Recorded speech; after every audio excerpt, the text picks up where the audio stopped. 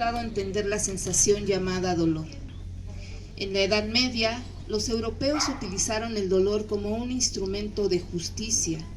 Los condenados eran sometidos a torturas públicas, un espectáculo que atraía a un pueblo entero.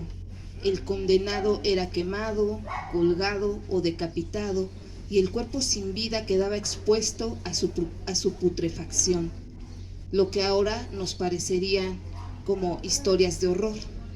¿Y por qué empiezo con esto?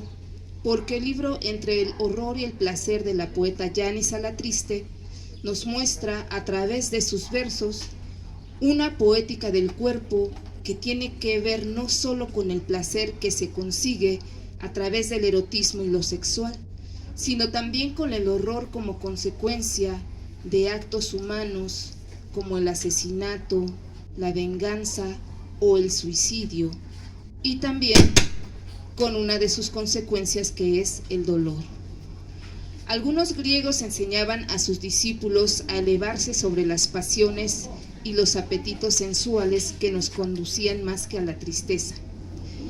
En algunos de los poemas de Alatriste se lee que entregarse al placer erótico es inevitable e incluso hay momentos en que se evoca el instante. Sin embargo, siempre hay un dejo de nostalgia y también un dolor que queda por la ausencia de ese que fue la fuente de placer. En el poema que da comienzo a esta obra, titulado Lilith, la autora nos coloca no ante un ángel ni un demonio, sino a un ser humano que transgrede los preceptos del judaísmo, donde el hombre santo es capaz de reprimir los deseos carnales y liberar el espíritu de la prisión del cuerpo.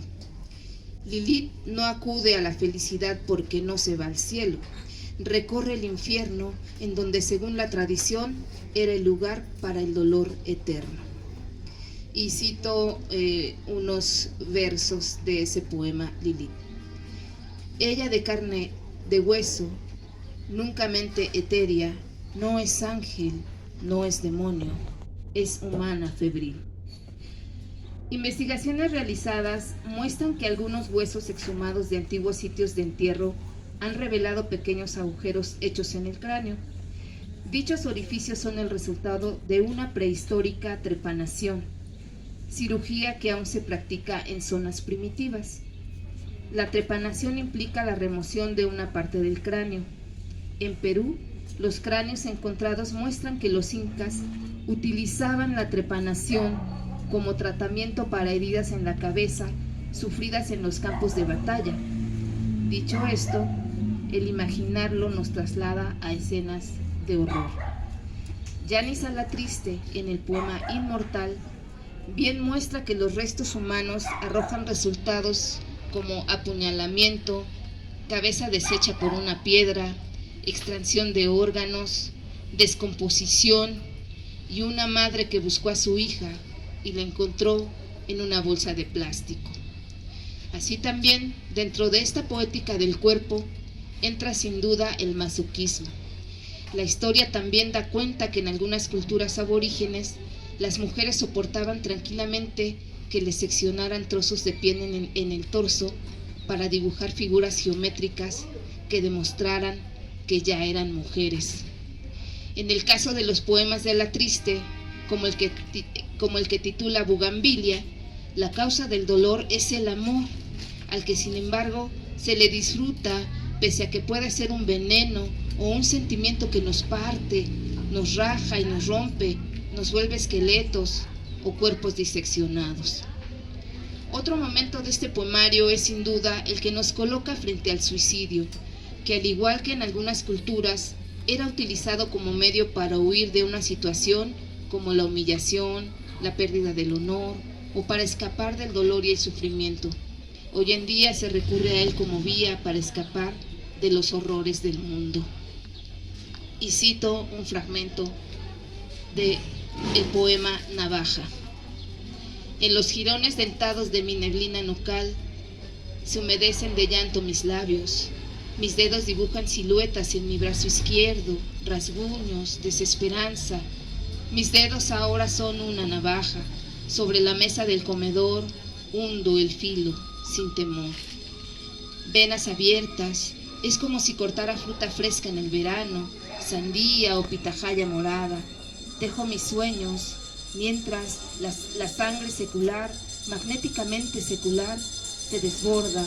Los jirones dentados de mi neblina vocal no quieren gritar.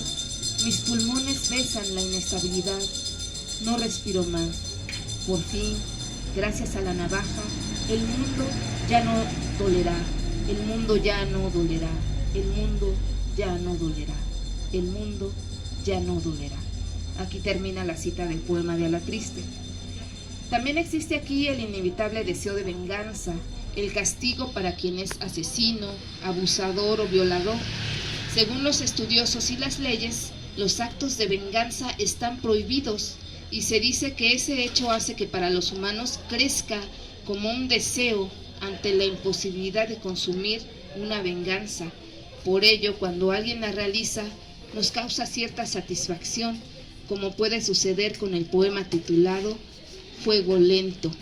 Y cito unos versos. No violará, lo va a quemar, no violará, lo va a quemar, llena su cuerpo con gasolina, que todo arda, que todo arda, ella sonríe, él ardió. Unido a ello están los poemas de tono erótico, en los que caben los deseos vampíricos, las fantasías donde el cuerpo se desdobla y se somete al placer sexual, e incluso Alatriste cuidó mucho de incluir todos esos momentos que suelen pasar en torno al placer y el horror humano, como es el cuento que sirve de epílogo a esta obra y en donde se atisba el incesto, que en los seres que lo cometen es placentero, pero a la mirada de otros es motivo de horror.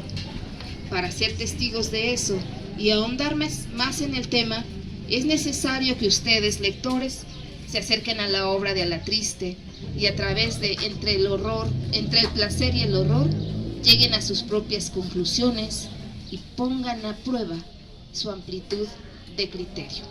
Muchas gracias. Muchas gracias aquí a maestro Roberto y la maestra Hortensia.